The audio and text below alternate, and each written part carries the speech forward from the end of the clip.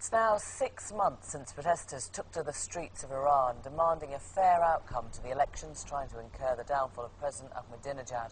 One of the defeated presidential candidates, Mehdi Karoubis, was more outspoken than most.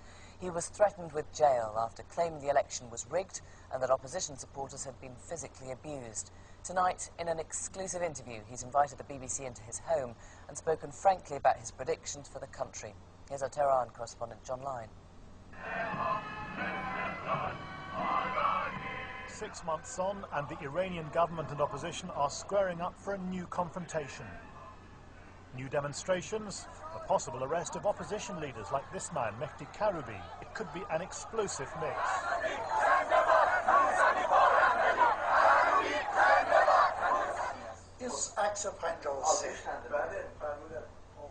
Mr. Karoubis has been one of the most outspoken of all the opposition leaders. He invited the BBC into his home in North Tehran. The government has shut down his office.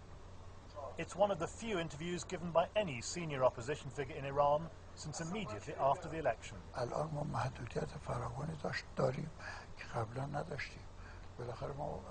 We have lots of new restrictions. We used to have a newspaper that spread our opinions. We used to have party meetings. They've all been shut down. We can't even get permission for any social gatherings. Hearing about those restrictions, it's remarkable, really, that Mr. Karoubis agreed to speak to us at all, especially bearing in mind the way the Iranian government, the BBC, for much of the post-election unrest. It's really quite an act of defiance. But Mr. Karoubis is enough of a veteran to remember how Ayatollah Khomeini used the media during his exile in Paris 3 decades ago. A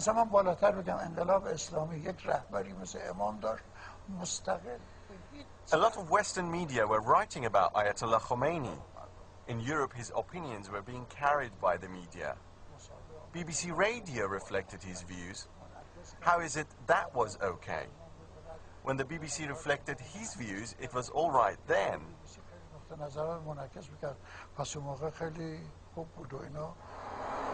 The last time I met Mehdi Karoubis was 3 days after the election in June. His aides were pleading with him not to go down to an opposition rally for fear he'd be killed.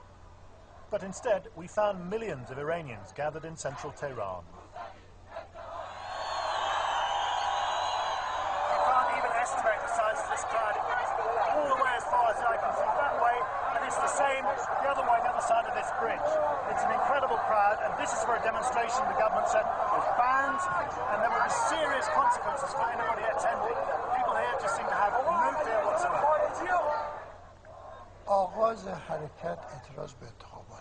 At the beginning of the movement, it was just a protest against the election.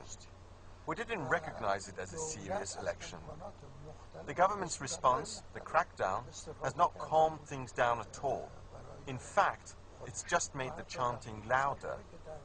It's just increased the people's demands.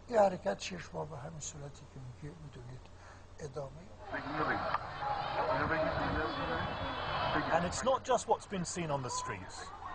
Mehdi Karoubis has been pressing allegations that opposition detainees, both male and female, have been repeatedly raped by their prison interrogators.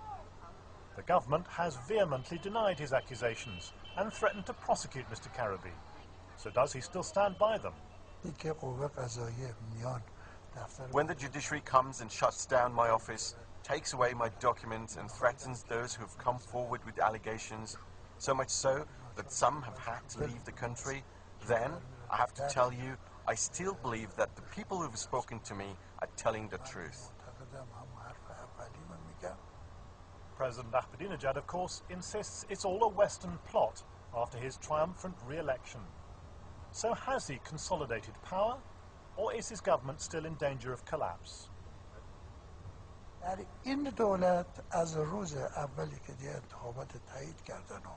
From the first day the election result came out, I was convinced that Mr. Ahmadinejad would not survive the full 4 years of his term.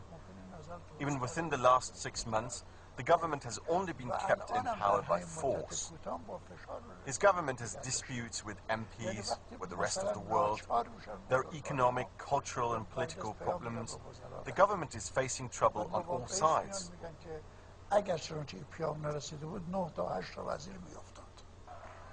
In recent days, this picture, apparently showing the desecration of a photo of Ayatollah Khomeini, has been repeatedly shown on Iranian state TV. The opposition says it's a fraud. But it is true that in recent protests, demonstrators have been sounding increasingly radical, and they could become even more so if their leaders are arrested, as the government keeps hinting it might. Mr. Karoubis views the prospect philosophically.